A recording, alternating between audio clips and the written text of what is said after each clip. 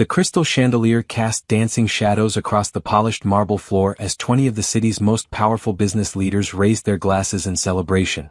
At table 7 in the Grandview restaurant, Mr. Peterson's voice boomed with cruel satisfaction as he pointed at the young woman trembling beside the dessert cart. Simone Johnson's royal blue dress, her only good outfit, now bore an ugly wine stain down the front where Peterson had accidentally bumped her arm. The red liquid dripped onto her black pumps as the entire table erupted in laughter. "Look at this mess," Peterson sneered, his face flushed with alcohol and power. "Can't even serve dessert without making a disaster. This is exactly why people like you don't belong in places like this." The other executives joined in, their voices creating a chorus of humiliation that made every head in the restaurant turn to stare. Simone's hands shook as she tried to clean the stain with her napkin, but it only made things worse. Her dark eyes filled with tears she refused to let fall, her chin raised with dignity even as her world crumbled around her. Then, through the noise and laughter, a calm voice cut through the chaos like a knife through silk. "She's with me." The words were spoken quietly, almost conversationally, but they carried a weight that made the entire restaurant fall silent. A tall man in an emerald green suit stepped forward from table 12, his presence commanding immediate attention. He moved with the easy confidence of someone who owned rooms like this, someone who could buy and sell everyone present without breaking a sweat. Nathan Cross, billionaire founder of Cross Industries, placed a glass of ice water gently in front of Simone and looked directly into Peterson's suddenly pale face. "Have you ever witnessed a moment when true power reveals itself, not through cruelty but through kindness? Does this story remind you of times when you wish someone would stand up for you? Share your thoughts in the comments below. And don't forget to subscribe for more heartwarming stories that prove love conquers all. The evening had started like any other corporate dinner for Simone Johnson. As the newest and youngest assistant at Peterson and Associates, she often found herself working events like these, serving drinks and taking notes while the senior staff discussed million-dollar deals. Her royal blue dress, carefully chosen from a thrift store and pressed with meticulous care, had seemed appropriate when she looked in her tiny apartment mirror that morning. Now, as wine dripped from the fabric onto the restaurant's pristine floor, she wished she had never left her apartment at all. "Clean this up immediately," Peterson commanded, his voice carrying across the restaurant. "And send the cleaning bill to her paycheck, assuming she still has a job tomorrow." The laughter from table 7 grew louder, but Simone noticed something strange happening. Other diners were no longer laughing along. Instead, they were watching with uncomfortable expressions, shifting in their seats as if witnessing something that violated an unspoken code of human decency. That's when she first noticed him. At table 12, a man in an emerald green suit sat alone, his meal untouched as he watched the scene unfold. His dark hair was perfectly styled, his posture relaxed, but his green eyes held an intensity that made her breath catch. He looked like he was calculating something, measuring distances and outcomes with the precision of a chess master. Nathan Cross had been enjoying a quiet dinner when the commotion began. As the founder and CEO of Cross Industries, he was used to business dinners and corporate politics. But what he was witnessing at table 7 went far beyond professional disagreement. This was deliberate cruelty, a public humiliation designed to break someone's spirit. The young woman in blue stood with remarkable composure despite the obvious distress in her eyes. She held her head high, refusing to cower even as the laughter grew more vicious. Something about her dignity in the face of such treatment stirred something deep in his chest. He knew Peterson by reputation. The man was known for his ruthless business tactics and his treatment of employees, particularly those he considered beneath his social status. Nathan had always found such behavior distasteful, but tonight, watching this young woman suffer for no reason other than Peterson's entertainment, he felt anger building in his chest. "Perhaps you should reconsider your position," Peterson continued, his voice dripping with false concern. "Clearly you're not suited for this kind of work. Maybe you'd be more comfortable serving coffee at some diner downtown." The woman's hands clenched at her sides, but she remained silent. Nathan could see her fighting back tears, maintaining her composure through sheer force of will. In that moment he made a decision that would change both their lives forever. Rising from his chair with fluid grace, Nathan walked across the restaurant. Conversation stopped as people recognized him. Phones appeared as diners prepared to capture whatever was about to happen. The billionaire's presence commanded attention wherever he went, but tonight he had only one focus. He stopped directly beside the young woman and placed a glass of ice water on the table in front of her. The simple gesture was performed with such care and respect that it seemed to transform the entire atmosphere of the room. She's with me, he said, his voice carrying clearly through the sudden silence. Peterson's face went from flushed red to pale white in the span of a heartbeat. He knew exactly who Nathan Cross was, and more importantly, he knew what those 4 simple words meant. In the business world, Nathan's support could make or break careers. His disapproval could end them entirely. "Mr. Cross," Peterson stammered, suddenly finding it difficult to form complete sentences. We didn't realize, that is to say." Nathan held up one hand, a gesture that somehow managed to be both polite and absolutely final. "I think you've said enough for one evening."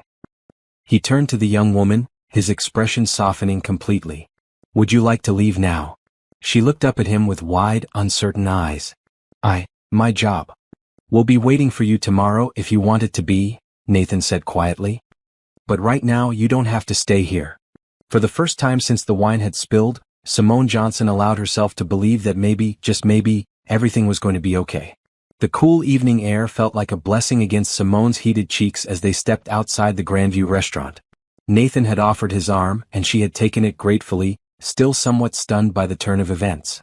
Her legs felt unsteady, whether from the humiliation or the surreal experience of being rescued by one of the city's most powerful men. "Thank you," she managed to say as they paused on the sidewalk. "You didn't have to do that." Nathan studied her face in the soft glow of the street lights. Even with tear-stained cheeks and wine on her dress, she was beautiful. But more than that, there was a strength in her bearing that impressed him. Lesser people would have crumbled under Peterson's assault, but she had maintained her dignity throughout the ordeal. "Actually, I did have to," he replied, his voice gentle but firm. "What happened in there was wrong, and I couldn't stand by and watch it continue." A sleek black sedan pulled up to the curb, and Nathan nodded to the driver. "This is Thomas, my driver? He can take you wherever you need to go." Simone shook her head quickly. "Oh no, I can take the bus. You've already done so much." "The buses stopped running 20 minutes ago," Nathan said matter-of-factly. "And even if they hadn't, you're not taking public transportation alone at this hour. Please let me give you a ride home. It's the least I can do." She wanted to argue, but exhaustion was setting in, and the thought of waiting for a taxi while wearing a wine-stained dress was almost unbearable. "Okay," she said softly. "Thank you." The interior of the sedan was more luxurious than anything Simone had ever experienced. Soft leather seats, climate control, and a small refrigerator stocked with water bottles. Nathan handed her one without being asked, along with a package of tissues from the door compartment. "What's your name?" he asked as Thomas pulled smoothly into traffic. "Simone Johnson," she replied, dabbing at her eyes with a tissue. "I worked for Peterson and Associates. I'm an assistant there." "How long have you been with the company?" 6 months, she said, then added quietly, "I really needed this job." Nathan nodded understanding. "What did you do before?" "I just graduated from college," Simone explained. "Business administration from State University. I took the first job I could find because I have student loans and rent to pay. My mom always said I should be grateful for any opportunity, but tonight." She trailed off, staring out the window at the city lights passing by. The expensive neighborhood around the restaurant gave way to more modest areas as they traveled toward her apartment.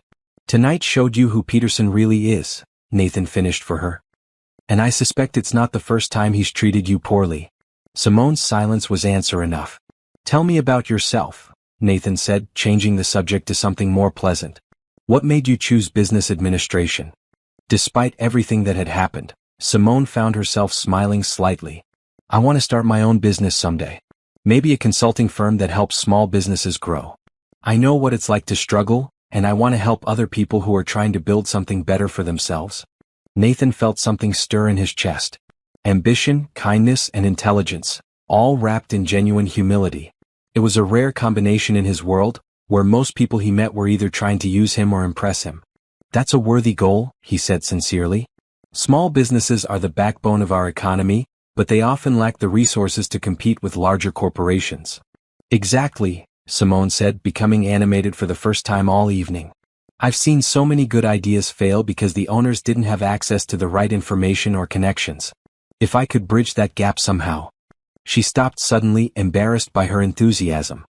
"Sorry, I don't mean to ramble about my impossible dreams." "Dreams are only impossible if you don't work toward them," Nathan said. "And from what I witnessed tonight, you're not someone who gives up easily."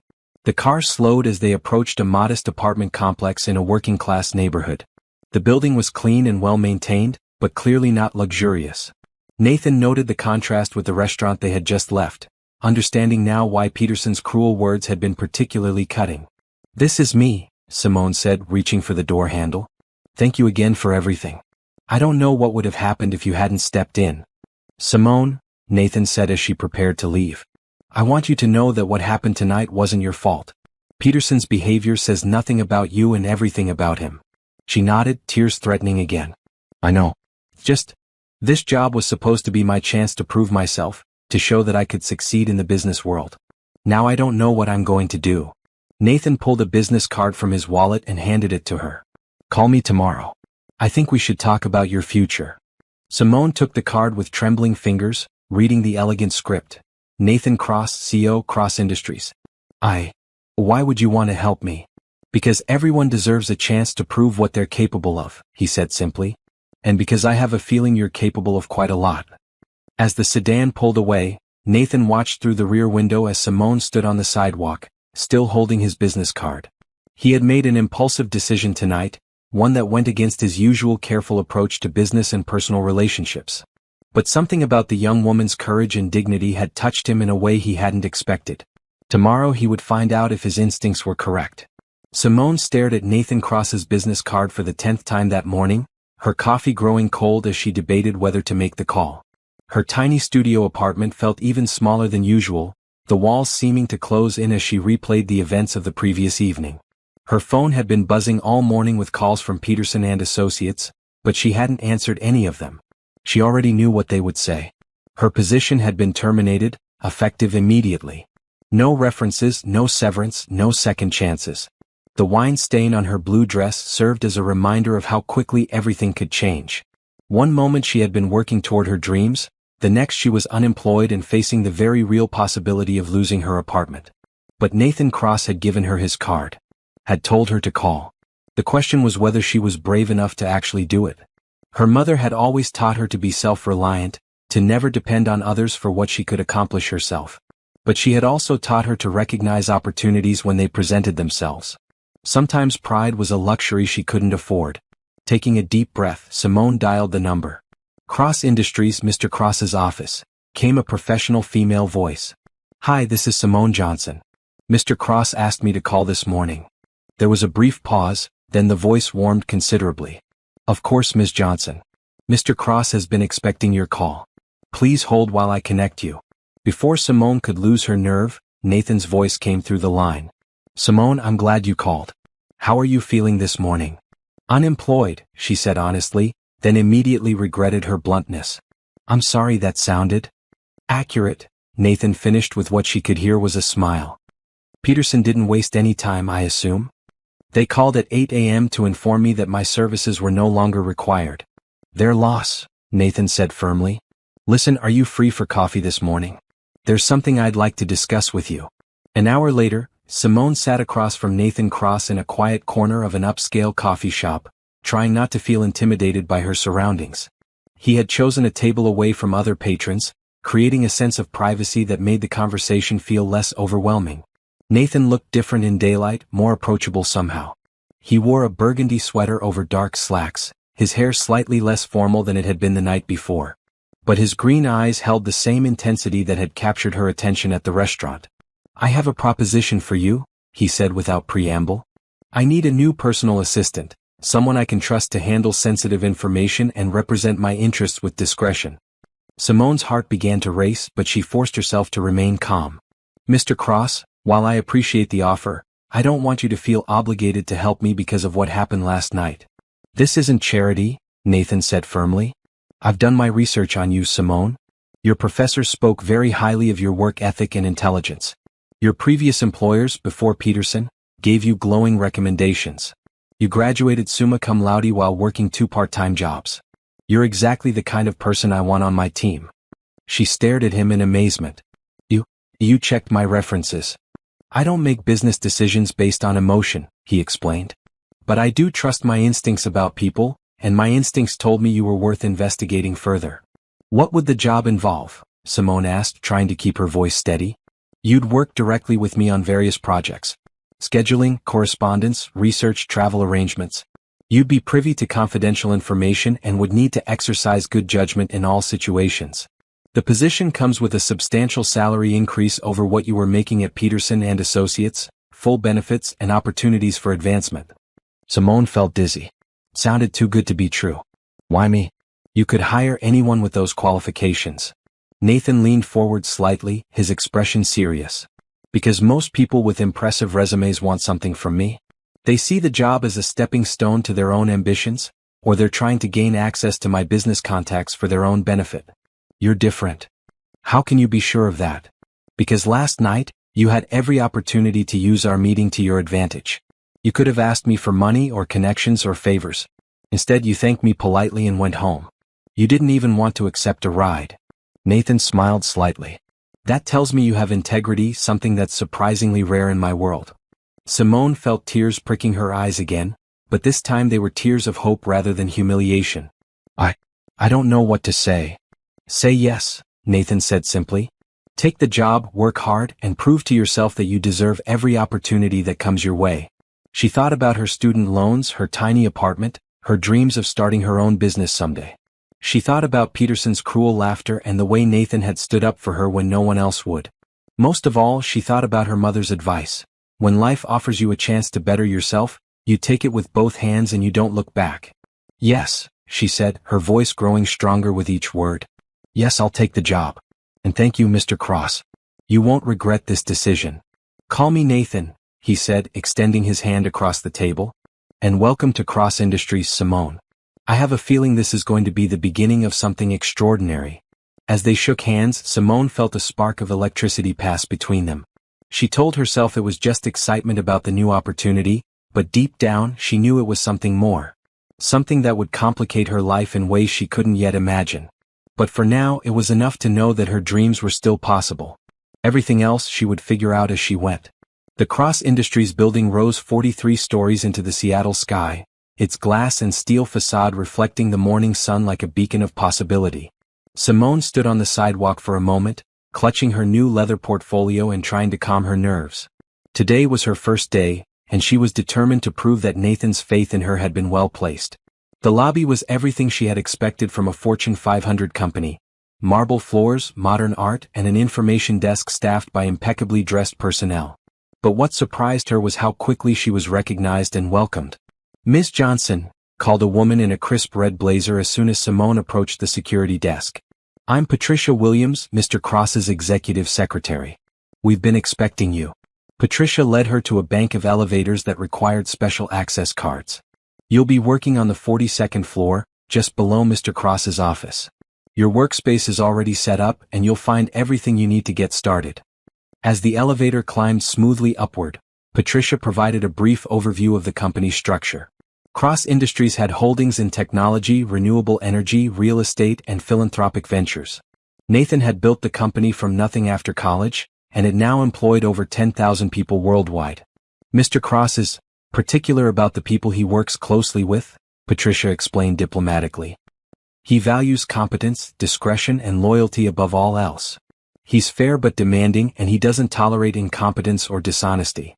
The elevator doors opened to reveal a floor that looked more like an executive hotel than a traditional office. Rich wood paneling, comfortable seating areas, and floor-to-ceiling windows that offered breathtaking views of the city and mountains beyond. Simone's workspace was located in an alcove near Nathan's office, equipped with a state-of-the-art computer system, multiple phone lines, and filing cabinets that looked like furniture rather than office equipment. Everything was designed to be both functional and beautiful. Mr. Cross will be in meetings until noon, Patricia explained, handing Simone a thick folder.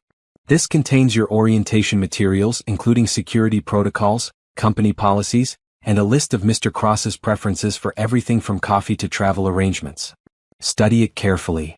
Left alone, Simone dove into the materials with the same intensity she had once applied to her college studies. She learned that Nathan preferred his coffee black, his meetings scheduled with 15-minute buffers, and his travel arrangements made through a specific agency that specialized in security-conscious itineraries. But it was the personal details that caught her attention. Nathan was a single father to an 8-year-old daughter named Emma. His late wife Caroline had died in a car accident 3 years earlier. He was involved in numerous charitable organizations, particularly those focused on education and children's welfare. The more she read, the more complex the picture became. Nathan Cross wasn't just a successful businessman, he was a grieving widower trying to balance the demands of running an empire with the needs of a young daughter. Suddenly, his kindness toward her took on new meaning. He understood what it was like to face challenges alone. At noon precisely, Nathan emerged from his office with two other executives. He was wearing a forest green suit that complemented his eyes, and he moved with the same confident grace she remembered from the restaurant. When he saw her at her desk, he smiled warmly. "Gentlemen, I'd like you to meet Simone Johnson, my new personal assistant," he said to his companions. "Simone, this is Richard Martinez, our CFO, and Dr. Angela Foster, head of our Research and Development Division." Both executives greeted her professionally, but Simone caught the curious looks they exchanged. She suspected that Nathan didn't often hire assistants personally, and they were probably wondering about her qualifications. "How has your first morning been?" Nathan asked after the executives had left. "Educational," Simone replied honestly. "I had no idea Cross Industries was involved in so many different sectors." "Diversification is key to long-term stability," Nathan explained. "But it also means I need someone who can quickly understand and adapt to different types of business situations. Think you're up for the challenge?" "I hope so," Simone said. "I'm certainly willing to work hard to prove myself." Nathan studied her for a moment, then made a decision. "Come with me. I want to show you something." He led her to his office, which was surprisingly warm and personal despite its professional setting. Family photos sat on his desk, including several of a beautiful little girl with curly brown hair and Nathan's green eyes. The walls displayed a mix of business awards and children's artwork, creating an interesting contrast. "This is my daughter Emma," Nathan said, picking up one of the photos. "She's the most important thing in my life, which means that sometimes my work schedule has to accommodate her needs. Parent-teacher conferences, school plays, doctor's appointments. I hope you understand that family comes first." Simone smiled, feeling a warmth spread through her chest. "Of course. Family should always come first." "Good," Nathan said, replacing the photo carefully. "Now, let's talk about your immediate responsibilities." For the next hour, Nathan outlined her duties in detail. She would manage his calendar, screen his calls, prepare briefing materials for meetings, and coordinate with various department heads. It was challenging work that would require her to learn quickly and think on her feet. "One more thing," Nathan said as they finished the orientation. "I believe in promoting from within. This position comes with opportunities for growth, but only if you prove yourself capable of handling increased responsibility. Is that something you're interested in?" "Absolutely," Simone said without hesitation. "I want to learn everything I can about how successful businesses operate." Nathan nodded approvingly. "Then I think you're going to fit in very well here." As the afternoon progressed, Simone threw herself into her new role with enthusiasm. She fielded phone calls, scheduled meetings, and began familiarizing herself with Nathan's various business interests. It was demanding work, but she loved the challenge of staying one step ahead of whatever might come up. By the end of the day, she felt like she was finally where she belonged. The humiliation at the restaurant seemed like something that had happened to someone else, a distant memory that had no power over her future. As she prepared to leave, Nathan appeared at her desk. "How did today go?" "It was wonderful," Simone said sincerely. "Thank you again for this opportunity." "You earned it," Nathan replied. "See you tomorrow, Simone." Walking to the bus stop that evening, Simone couldn't stop smiling. For the first time in months, she felt like she was moving toward something better rather than just surviving day to day. And if she occasionally caught herself thinking about Nathan's kind eyes or warm smile, well, that was perfectly normal. He was her boss, nothing more. At least that's what she told herself. 3 weeks into her new position, Simone had settled into a rhythm that felt both challenging and comfortable. She arrived at the office each morning at 7:30, armed with Nathan's coffee and a briefing on the day's priorities. She had quickly learned to anticipate his needs, often having documents prepared before he asked for them and solutions ready for problems before they became urgent. Nathan, for his part, had been impressed by her quick learning and professional intuition. Unlike his previous assistants who had required constant direction and hand-holding, Simone seemed to understand not just what he needed, but why he needed it. She asked thoughtful questions, offered relevant suggestions, and handled unexpected situations with grace and intelligence. "You're making me look bad," Patricia commented one morning as she watched Simone efficiently coordinate 3 different conference calls while simultaneously reviewing contracts for Nathan's signature. He's never had an assistant who could juggle that many tasks at once. I just try to stay organized, Simone replied modestly, though she felt a flush of pride at the compliment. It was true that she had thrown herself into the work with unusual dedication. Partly because she was grateful for the opportunity and determined to prove herself, but also because she genuinely enjoyed the complexity of Nathan's business empire. Every day brought new challenges and learning opportunities that kept her engaged and motivated. But if she was honest with herself, there was another reason for her enthusiasm. She looked forward to her daily interactions with Nathan more than she cared to admit. Their morning briefings had evolved from simple scheduling sessions into discussions about business strategy, industry trends, and occasionally more personal topics. "Tell me about your weekend plans," Nathan said one Friday afternoon as they finished reviewing the following week's calendar. "Nothing exciting," Simone admitted. "Probably catch up on laundry, maybe visit my mom if I can save up enough for bus fare." Nathan looked up from the document he was signing. "Your mother lives far away." "About 2 hours by bus," Simone explained. "She works double shifts at a nursing home to make ends meet, so I try to visit when I can to help with groceries and household tasks." Something in Nathan's expression shifted, becoming softer and more thoughtful. "What about your father?" "He passed away when I was 16, Simone said simply. "Mom raised me by herself after that. She's the strongest person I know." Nathan set down his pen entirely, giving her his full attention. "That must have been difficult for both of you." "It was," Simone admitted. "But Mom always made sure I knew that education was my way out. She worked extra jobs to help pay for college, even though I told her I could handle it myself with loans and scholarships." "She sounds like a remarkable woman." "She is," Simone agreed with a smile. "She always says that hard work and kindness will open more doors than any amount of money or connections." Nathan was quiet for a moment, and Simone worried that she had shared too much personal information. But when he spoke again, his voice was gentle and understanding. "My parents died when I was in college," he said. "Car accident just like." He paused, then continued. "It's difficult to lose the people who believe in you most." Simone felt her heart constrict at the pain in his voice. "I'm sorry. I didn't know." "It's not something I talk about often," Nathan admitted. "But it's part of why I understand the value of family, and why I work so hard to provide security for Emma. I never want her to feel vulnerable the way I did." The moment of shared vulnerability created a new intimacy between them, a recognition of common experiences that went beyond their professional relationship. Simone found herself seeing Nathan not just as her successful boss, but as someone who had faced real loss and chosen to build something meaningful from it. "Emma is lucky to have you," she said softly. Nathan smiled, but there was sadness in his eyes. "I do my best, but sometimes I wonder if it's enough. Raising a daughter alone. Caroline was so much better at the emotional aspects of parenting. I can provide for Emma's physical needs, make sure she has everything she requires, but the deeper connection." He trailed off, shaking his head. "I'm sorry, I don't usually burden my employees with personal concerns." "You're not burdening me," Simone said quickly. "And for what it's worth, I think you're selling yourself short. Any father who prioritizes his daughter's school events and keeps her artwork on his office wall clearly cares deeply about that emotional connection." Nathan looked at her with surprise and something that might have been gratitude. "Thank you. That means more than you know." Their eyes met across the desk, and for a moment, the professional distance between them seemed to disappear entirely. Simone felt her pulse quicken as she recognized something deeper in Nathan's gaze, something that had nothing to do with business and everything to do with the growing attraction she had been trying to ignore.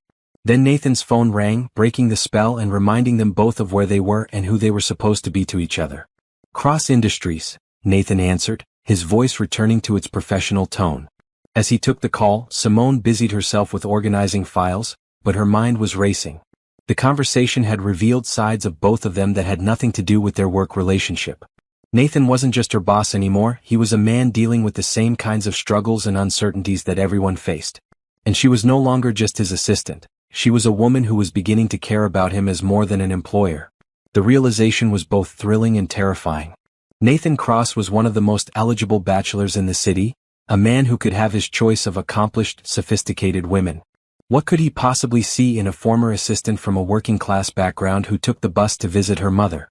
But as the afternoon wore on and their work brought them into closer collaboration, Simone couldn't shake the feeling that something fundamental had shifted between them. Nathan seemed more relaxed around her, more willing to share his thoughts and ask for her opinions. And when their hands accidentally brushed as they reached for the same document, the electric spark she felt suggested that the attraction wasn't entirely one-sided. Whether anything would come of it remained to be seen. But for now it was enough to know that Nathan Cross saw her as more than just an employee. He saw her as a person worth knowing, worth confiding in, worth treating as an equal despite their different backgrounds. And that realization gave her hope that maybe, just maybe, her feelings weren't as impossible as they seemed. The urgent call came on a Tuesday afternoon while Simone was reviewing quarterly reports. Nathan's usual childcare arrangements had fallen through at the last minute, and Emma's school needed someone to pick her up immediately due to a sudden illness. "I'm sorry to ask this of you," Nathan said, clearly frustrated with the situation. "But I'm in back-to-back meetings until 6, and Emma's school won't release her to anyone who isn't on the approved list." "Of course," Simone said without hesitation. "Just tell me which school and I'll go right now." "Are you sure?" Nathan asked, relief evident in his voice. "I know this isn't part of your job description." "She's 8 years old and she's sick," Simone replied firmly. "Of course I'm sure." Nathan quickly provided the school's address and called ahead to add Simone to Emma's emergency contact list. Within 20 minutes, Simone was walking into Riverside Elementary, her heart racing with nervousness about meeting the most important person in Nathan's life. The school nurse led her to a small room where a little girl with curly brown hair and Nathan's distinctive green eyes sat quietly on a cot, looking pale but not critically ill. "Emma," the nurse said gently, "this is Ms. Johnson. She works with your daddy and she's here to take you home." Emma looked up at Simone with curious eyes, taking in her bright red blazer and friendly smile. "Are you Daddy's new assistant?" she asked in a voice that was surprisingly mature for her age. "That's right," Simone said, kneeling down to Emma's level. "Your dad is stuck in meetings, so he asked me to come get you. How are you feeling, sweetheart?" "My tummy hurts," Emma admitted. "But it's better than it was this morning." Simone's heart melted at the little girl's brave attempt to downplay her discomfort. "Well, let's get you home so you can rest properly. Do you have everything you need from your classroom?" After collecting Emma's backpack and jacket, Simone led her to Nathan's car, which Thomas had brought around to the school entrance. Emma climbed into the back seat with practiced ease, clearly accustomed to being chauffeured around the city. "Ms. Johnson," Emma said as they pulled away from the school. "Are you the lady who had wine spilled on her dress?" Simone turned in surprise. "How did you know about that?" "Daddy told me," Emma explained matter-of-factly. "He said some mean people were being cruel to you and he had to help. He said you were very brave." Warmth spread through Simone's chest at the knowledge that Nathan had shared their story with his daughter. "Your daddy was very kind to me that night. Not everyone would have stepped in to help a stranger." Emma nodded seriously. "Daddy always helps people who need it. Mommy used to say that's what makes him special." The mention of Caroline created a moment of poignant silence in the car. Simone could see that Emma still missed her mother deeply, despite her apparent acceptance of the loss. "Your mommy sounds like she was a very wise woman," Simone said gently. "She was," Emma agreed. "She used to braid my hair and make funny voices when she read me stories. Daddy tries, but he's not very good at the voices." Simone smiled at the image of Nathan attempting different character voices during story time. It was endearing to think of the powerful businessman struggling with something as simple as reading aloud to his daughter. When they arrived at Nathan's house, Simone was struck by how warm and family-oriented it felt despite its obvious luxury. The large colonial-style home was elegantly furnished but clearly designed for comfort rather than show. Children's toys were neatly organized in bins, family photos covered the mantelpiece, and Emma's artwork decorated the refrigerator door. "Are you hungry?" Simone asked as Emma settled onto the living room couch with a blanket. "A little," Emma admitted. "But Mrs. Henderson usually makes my after-school snack and she's not here today." Simone rolled up her sleeves. "Well, let's see what we can find in the kitchen. What's your favorite snack?" "Peanut butter and apple slices," Emma said hopefully. "Perfect," Simone replied, grateful that it was something simple she could manage without accidentally destroying Nathan's kitchen. As she prepared the snack, Emma chattered about school, her friends, and her various activities. Simone found herself charmed by the little girl's intelligence and personality. Emma was clearly her father's daughter, with the same thoughtful way of expressing herself and the same kind heart. "Ms. Johnson," Emma said as she munched on apple slices, "do you like working for my daddy?" "I do," Simone answered honestly. "He's a very good boss. Fair and respectful." "Do you think he's handsome?" Emma asked with the directness that only children possess. Simone nearly choked on her water. That's That's not really something I think about, sweetheart. He's my boss. Emma giggled. Mrs. Peterson from down the street thinks he's handsome. She brings us cookies sometimes and always asks if Daddy is seeing anyone special. Before Simone could figure out how to respond to that revelation, the sound of the front door opening announced Nathan's arrival. Emma, he called out, his voice filled with concern. How are you feeling, sweetheart? Much better, Daddy, Emma replied, running to greet him. Miss Johnson made me a snack and we talked about lots of things. Nathan appeared in the kitchen doorway, his tie loosened and his hair slightly disheveled from his rushed trip home. His eyes immediately found Simone, and the gratitude in his expression made her heart skip a beat. Thank you, he said simply, but the words carried a weight that suggested he meant more than just thanks for picking Emma up from school. It was my pleasure, Simone replied, and she meant it completely. Emma is a wonderful little girl. She's pretty and nice, Daddy, Emma announced. And she doesn't think you're weird for keeping my drawings in your office. Nathan laughed, the sound rich and warm. Well, that's definitely a point in her favor. As Simone prepared to leave, Emma hugged her goodbye with surprising enthusiasm. Will I see you again? The little girl asked. I work with your daddy every day, Simone replied. So probably.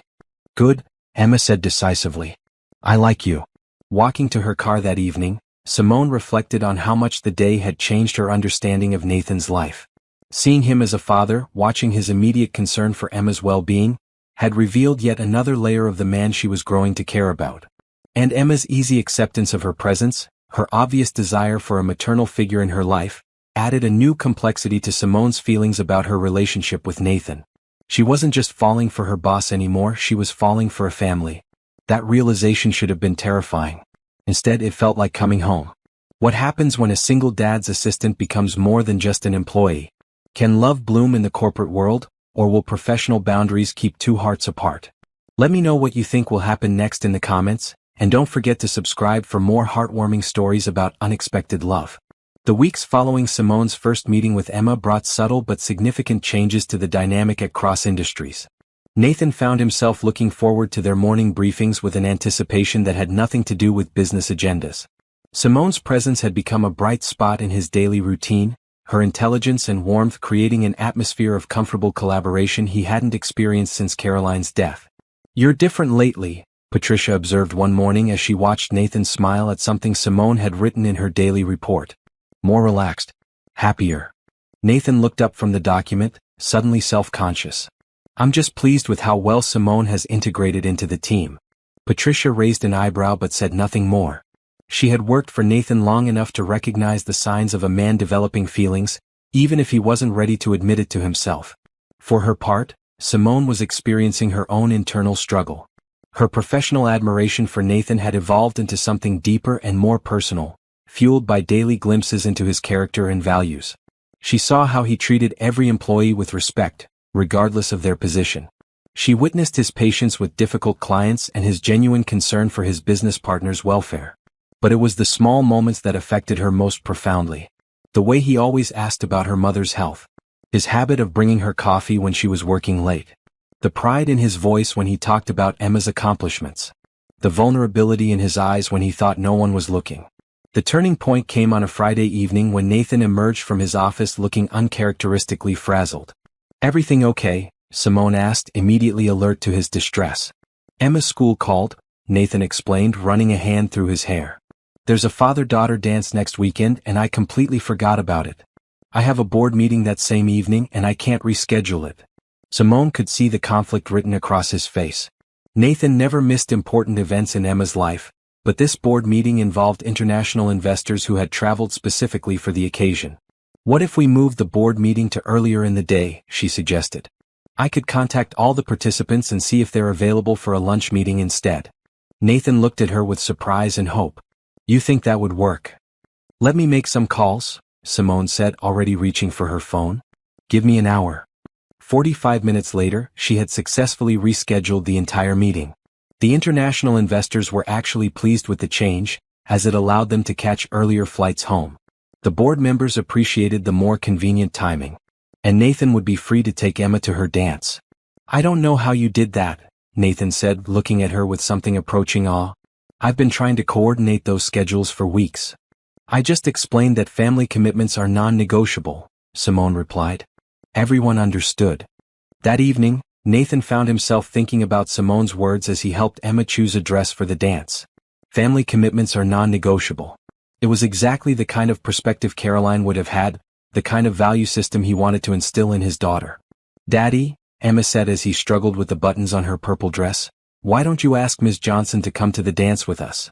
Nathan's hands stilled. Sweetheart, it's a father-daughter dance. It's supposed to be just for us. But I like her, Emma insisted. And she doesn't have a family to take her to dances. The innocent observation hit Nathan harder than he expected. Emma was right. Simone was alone in the city, working hard to support herself and help her mother. When was the last time someone had taken care of her needs instead of the other way around? That's very thoughtful of you, Nathan said carefully. But Ms. Johnson works for me. It would be complicated. Emma tilted her head with the solemn expression she wore when contemplating serious matters. Mrs. Henderson says that when grown-ups say something is complicated, it usually means they're scared. Out of the mouths of babes, Nathan thought.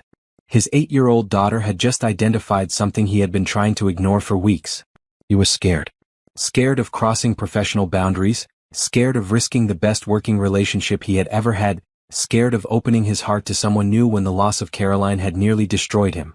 But he was also scared of letting fear prevent him from pursuing something that might be extraordinary. The following Monday, Nathan made a decision that surprised even himself. Instead of their usual morning briefing in his office, he asked Simone to join him for breakfast at a small cafe near the office building. Is everything all right? Simone asked as they settled into a quiet corner booth. This seems unusual. Nathan took a breath, suddenly feeling as nervous as a teenager asking someone to prom. I wanted to thank you for helping with the board meeting situation. Emma had a wonderful time at her dance. I'm glad, Simone said sincerely. She was so excited about it.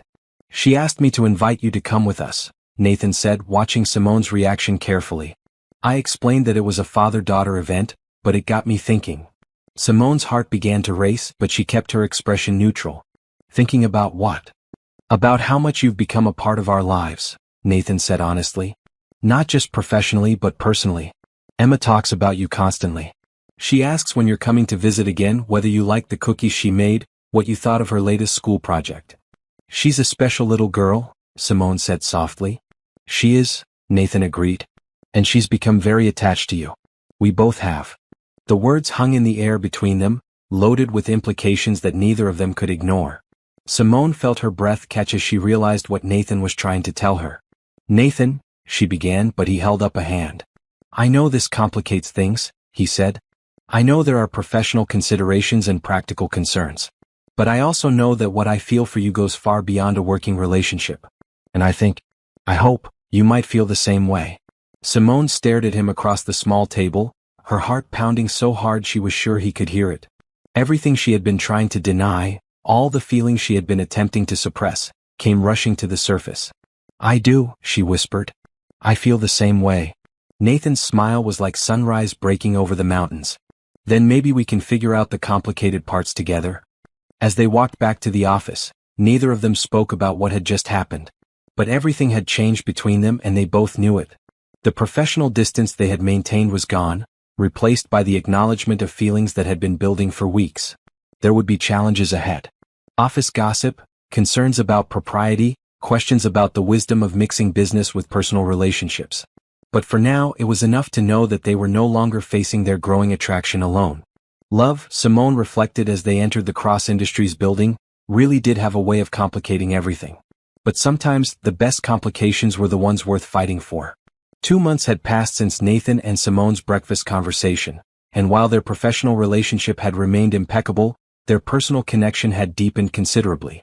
They had shared quiet dinners after long work days, weekend outings with Emma, and countless conversations that revealed the depth of their compatibility. But they had also maintained careful boundaries, never crossing the line from emotional intimacy to physical romance. Both were acutely aware of the scrutiny their relationship would face if it became public, and both wanted to be absolutely certain of their feelings before making any declarations that couldn't be taken back. The annual Cross Industries Charity Gala provided the perfect backdrop for what would become a pivotal moment in their relationship. The event, held at the city's most prestigious hotel, brought together business leaders, politicians, and philanthropists for an evening of fundraising and networking. Simone had initially planned to work the event in her professional capacity, coordinating logistics and managing Nathan's schedule. But 2 days before the gala, Nathan made an unexpected request. "I'd like you to attend as my guest," he said during their morning briefing. "Not as my assistant, but as someone I want to spend the evening with." Simone felt her pulse quicken. "Nathan, that would send a very clear message to everyone who knows us professionally." "I know," he said simply. "I'm ready for people to know that you're important to me." The evening of the gala, Simone stood before her apartment mirror, adjusting the emerald green dress she had splurged on for the occasion. The color complemented her skin tone beautifully, and the elegant cut made her feel confident and sophisticated. She had learned to style her hair in an upswept arrangement that showcased her graceful neck, and her makeup emphasized her natural beauty without appearing overdone. When Nathan arrived to pick her up, the look in his eyes told her that her efforts had been worthwhile. "You look absolutely stunning," he said, his voice slightly breathless. Nathan himself was impeccable in a midnight blue tuxedo that emphasized his tall frame and broad shoulders. Together they made a striking couple, their mutual attraction evident to anyone who cared to observe. The gala was everything Simone had expected from a high-society event: crystal chandeliers, live orchestra, and guests dressed in their finest attire. But what she hadn't expected was how naturally she fit into Nathan's world when she wasn't worried about serving drinks or taking notes. "You're a natural at this," Nathan observed as they moved through the cocktail reception. "I've watched you charm 3 CEOs, 2 senators, and a federal judge." "I'm just being myself," Simone replied. "People respond well to genuine interest and respect." Throughout the evening, Nathan found himself seeing Simone in a new light. Away from the office environment, she revealed facets of her personality that he had only glimpsed before. She was articulate and confident in discussions about business and policy. She was warm and engaging when meeting new people. She was graceful and elegant as they moved through the formal social rituals of the evening. But it was during the dancing that everything changed between them. The orchestra had begun playing slower, more romantic pieces as the evening progressed. Nathan had been watching Simone laugh at something Dr. Foster had said when he made a decision that felt both inevitable and terrifying. "Would you like to dance?" he asked, extending his hand. The ballroom floor was crowded with couples, but as Nathan pulled Simone into his arms, the rest of the world seemed to fade away. They moved together with natural grace, her hand fitting perfectly in his, her body responding instinctively to his lead. "Thank you for tonight," Simone said softly as they swayed to the music. "For treating me as your equal rather than your employee." "You've never been just an employee to me," Nathan replied, his voice husky with emotion. "Not since that first night at the restaurant." As the song ended, Nathan didn't release her immediately. Instead, he led her toward the hotel's elegant terrace, where they could speak privately beneath the stars. The outdoor space was lit by soft lanterns and decorated with flowering plants that perfumed the evening air. Other couples strolled along the pathways, but Nathan guided Simone to a secluded corner overlooking the city lights. "Simone," he began, turning to face her fully, "I need to tell you something, and I need you to listen completely before you respond." She nodded, her heart racing at the intensity in his voice. "I've been in love with you for weeks," Nathan said, his words carrying the weight of absolute truth. "Not just attracted to you, not just fond of you. In love with you. The kind of love that changes everything about how you see the world and your place in it." Simone felt tears prick her eyes as she heard the words she had been longing to hear but hadn't dared hope for. "I know there are obstacles," Nathan continued. "I know people will question our relationship, wonder about your motivations and mine. I know that loving me means accepting the complexities of my life, including Emma and the demands of my business. But I also know that I can't pretend anymore that what I feel for you is anything less than complete and overwhelming love." The silence that followed felt eternal, though it lasted only seconds. When Simone finally spoke, her voice was steady despite the tears streaming down her cheeks. "I love you too," she said simply. "I've been trying not to, trying to convince myself that it was just gratitude or professional admiration or wishful thinking. But it's not. It's love, Nathan. Real and deep and terrifying love." Nathan reached up to cup her face in his hands, his thumbs gently wiping away her tears. "You're sure? You understand what this means?" "It means that we're going to face challenges that other couples don't have to deal with," Simone replied. "It means that some people will always question whether I'm with you for the right reasons. It means that our professional relationship will have to change significantly. And you're willing to accept all of that." "For you," she said, her voice growing stronger with conviction. "For us. For the family we could be with Emma. Yes, I'm willing to accept all of that. Nathan's smile was radiant as he leaned down to kiss her for the first time. The kiss was gentle and tender, filled with months of suppressed longing and the promise of a future together. When they finally broke apart, both were breathing unsteadily. I love you, Simone Johnson, Nathan whispered against her forehead. I love you too, Nathan Cross, she whispered back. As they stood together on the terrace, holding each other beneath the stars, both knew that their lives had just taken a dramatic turn. There would be conversations to have, decisions to make, and obstacles to overcome. But for now, it was enough to know that they no longer had to hide their feelings or pretend that what existed between them was anything less than extraordinary. Love had found them in the most unlikely circumstances, and they were finally ready to embrace it completely. The morning after the charity gala brought a harsh return to reality for both Nathan and Simone. While their personal breakthrough had been profound and beautiful, the professional implications became apparent as soon as they walked into the Cross Industries building together. Patricia's knowing smile was the first indication that their changed relationship hadn't gone unnoticed. By mid-morning, Simone was aware of whispered conversations that stopped when she approached, curious glances from colleagues, and a general atmosphere of speculation that made her increasingly uncomfortable. The situation came to a head during lunch when Dr. Foster approached Simone in the employee cafeteria. I hope you know what you're doing, the older woman said without preamble. Nathan is a good man, but mixing business with pleasure rarely ends well for anyone involved. I appreciate your concern, Simone replied diplomatically, though her stomach was churning with anxiety. It's not just concern, Dr. Foster continued. It's practical advice. You're intelligent and capable, Simone, but people are going to assume that your rapid rise in this company has nothing to do with your qualifications and everything to do with your relationship with the CEO. The words hit Simone like a physical blow because they echoed her own worst fears. She had worked so hard to prove herself on merit alone, and now everything she had accomplished would be viewed through the lens of her relationship with Nathan. Meanwhile, Nathan was dealing with his own challenges. Richard Martinez had requested a private meeting that afternoon, and his concerns were even more direct.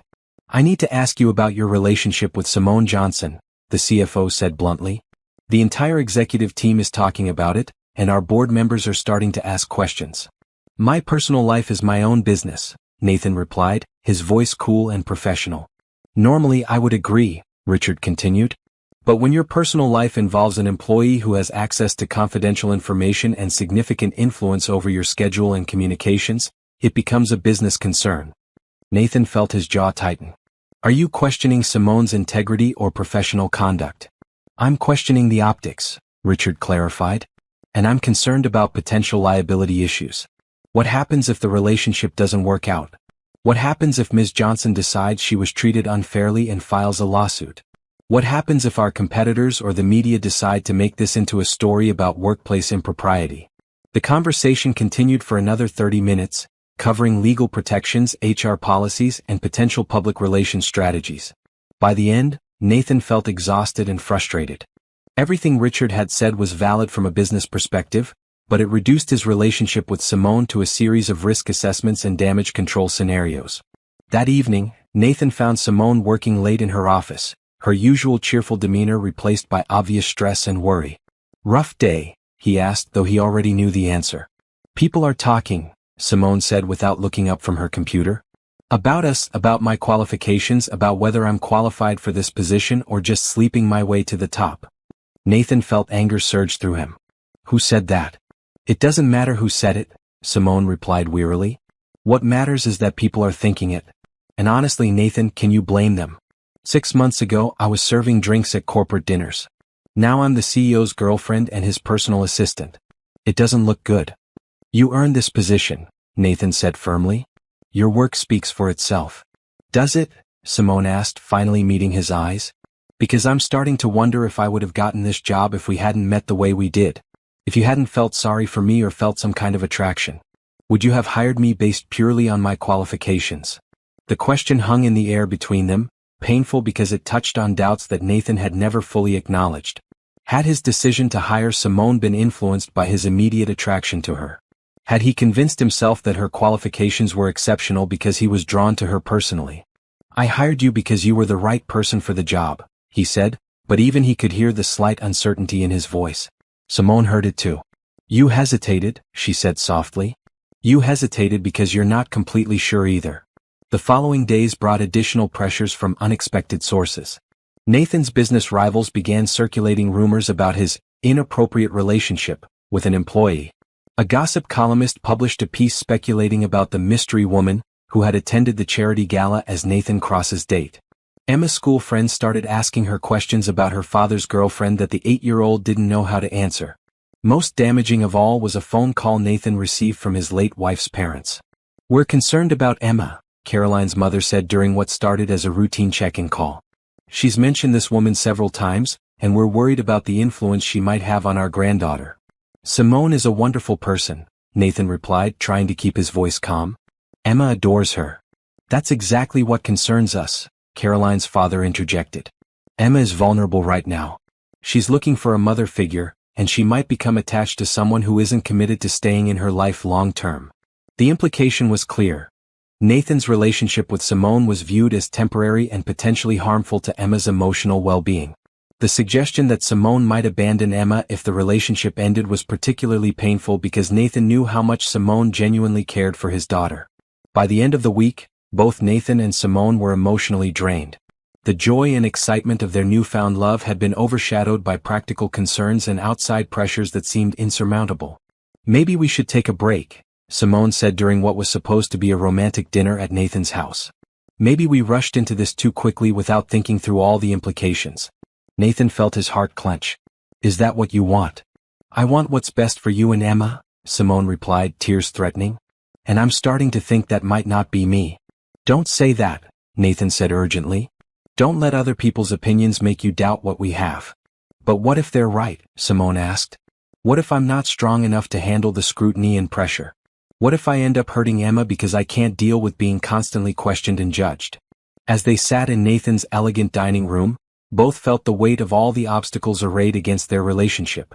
Love, they were discovering, was sometimes not enough to overcome the practical realities of two very different worlds colliding. The question was whether they were willing to fight for their love, or whether the easier path would be to step back before anyone got hurt beyond repair. For the first time since they had confessed their feelings, both Nathan and Simone began to wonder if their love story was destined to end before it had truly begun.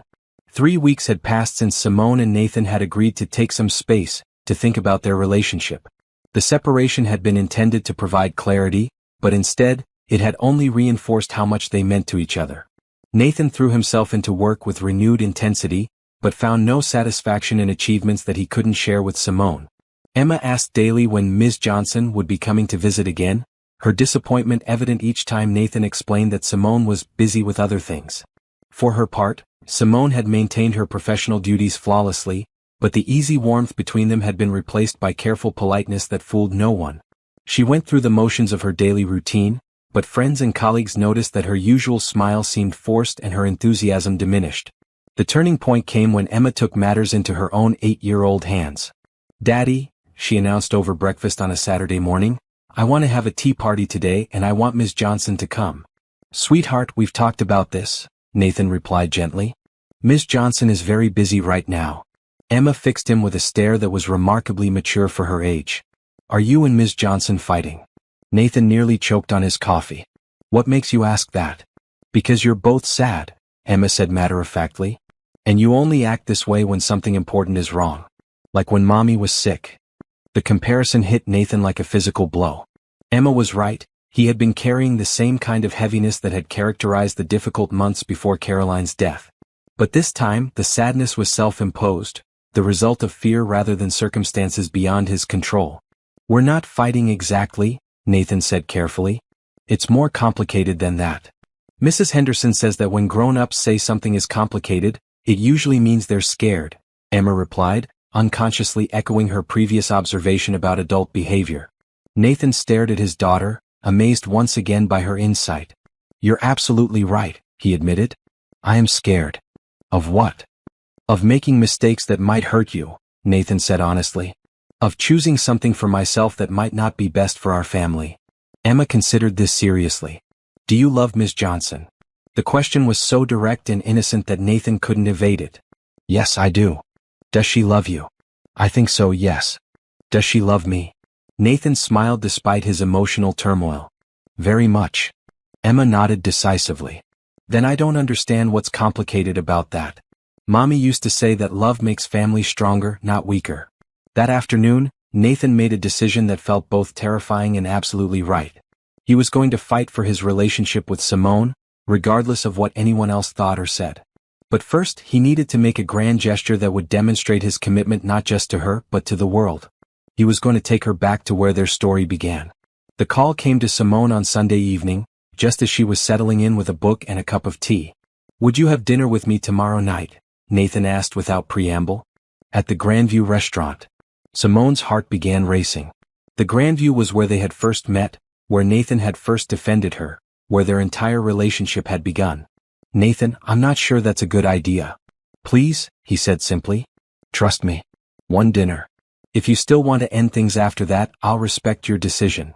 The next evening, Simone stood outside the Grandview restaurant, her hands trembling as she smoothed her royal blue dress. She had deliberately chosen the same color she had worn that first night, though this dress was new and far more elegant than her thrift store outfit had been. Nathan was waiting for her in the lobby, devastatingly handsome in the same emerald green suit he had worn when he first came to her rescue. But it was the look in his eyes that took her breath away, the combination of love and determination that told her this evening was going to change everything. "You look beautiful," he said, offering his arm. To Simone's surprise, Nathan led her not to a private table, but to the same dining room where their story had begun. Table 7, where Peterson and his colleagues had humiliated her, was occupied by a different group of business people. But table 12, where Nathan had been sitting that first night, was elegantly set for two. As they were seated, Simone became aware that other diners were watching them with interest. She recognized several faces from the business community, people who had undoubtedly heard rumors about their relationship. "Nathan," she whispered, "everyone is staring." "Good," he replied calmly. "I want them to see this." Before Simone could ask what this was, Nathan stood up and moved to the center of the dining room.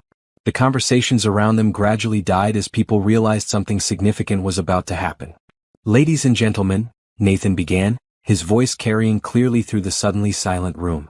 "6 months ago in this very restaurant, I witnessed something that changed my life forever." Simone felt her cheeks burn as every eye in the room turned toward her. "I watched a young woman face cruelty and humiliation with more dignity and grace than I had ever seen," Nathan continued. "I watched her maintain her composure and her self-respect when lesser people would have crumbled. And I knew in that moment that I was witnessing something extraordinary."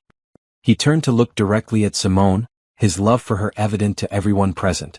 "That woman is Simone Johnson," he said. "She is the most intelligent, capable, and kind-hearted person I have ever known.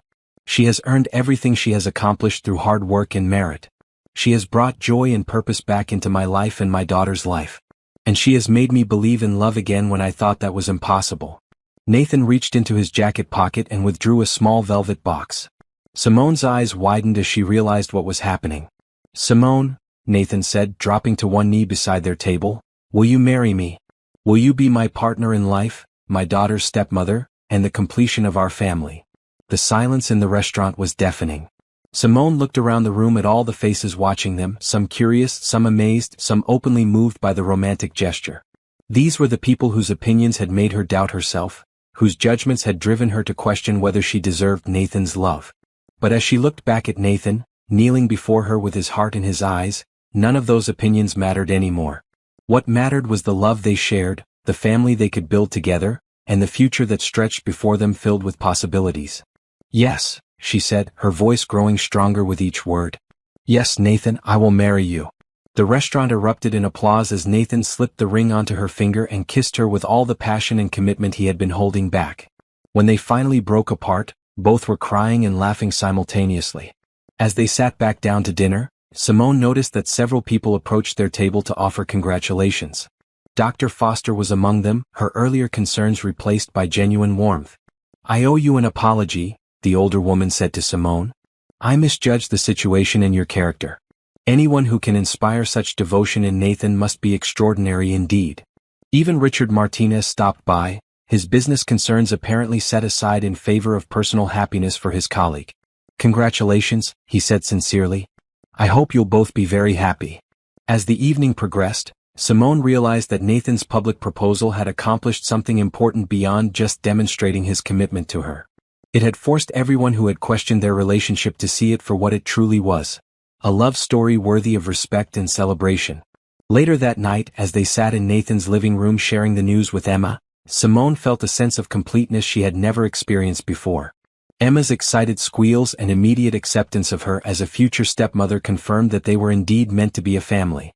"When is the wedding?" Emma demanded, already planning her role in the ceremony. "Soon," Nathan replied, looking at Simone with eyes full of love and promise. "Very soon." 6 months later, Nathan and Simone were married in a beautiful ceremony attended by family, friends, and colleagues who had all come to understand that their love story was something special. Emma served as flower girl, her joy evident as she watched her father marry the woman who had become like a mother to her. As they danced their first dance as husband and wife, Simone reflected on the journey that had brought them to this moment. It had begun with humiliation and rescued by kindness. It had been tested by doubt and opposition. But ultimately, it had triumphed because they had chosen to fight for love instead of surrendering to fear. "No regrets," Nathan whispered as they swayed to the music. "None at all," Simone replied, looking up at the man who had changed her life in the most beautiful way possible. "This is exactly where I belong." And as they danced beneath the stars, surrounded by everyone they loved, both knew that their story was just beginning. Love had found them in the most unlikely circumstances and had proven strong enough to overcome every obstacle. Together they had built something extraordinary, a family founded on respect, nurtured by kindness, and united by a love that would last forever. Their fairy tale ending was also their new beginning, and the future stretched before them bright with promise and possibility.